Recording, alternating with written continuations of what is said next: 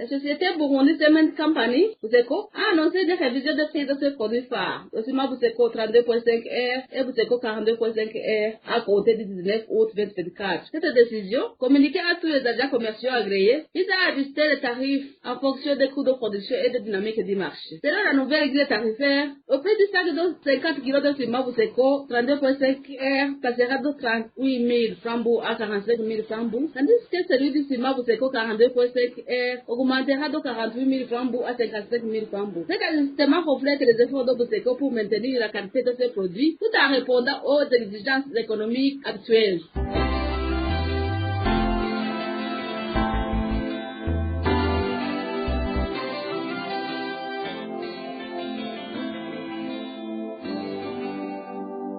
Le ministère des Affaires étrangères et de la coopération au développement du Burundi, par l'intermédiaire de sa direction de la communication, a annoncé son intention de créer un partenariat avec les médias étrangers et les réseaux sociaux. Cette initiative vise à soutenir les objectifs de communication du ministère. D'après le document de référence, l'objectif principal de cette initiative est de promouvoir l'image du Burundi à l'international en publiant des informations attractives sur le pays. Cette démarche s'inscrit dans la vision d'un Burundi émergent en mettant en avant les aspects positifs et les opportunités offertes par le pays.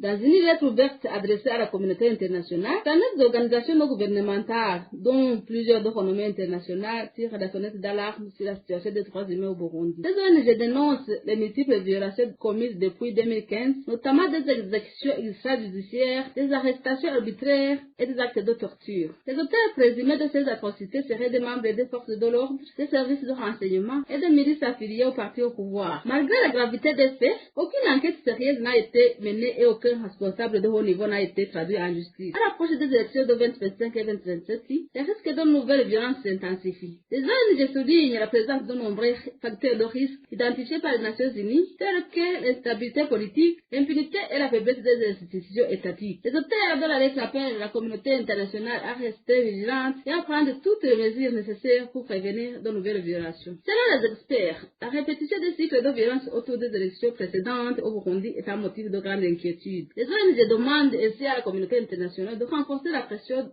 sur le gouvernement burundais afin qu'il respecte les droits de l'homme et mette en place les conditions nécessaires à la tenue d'élections libres et transparentes.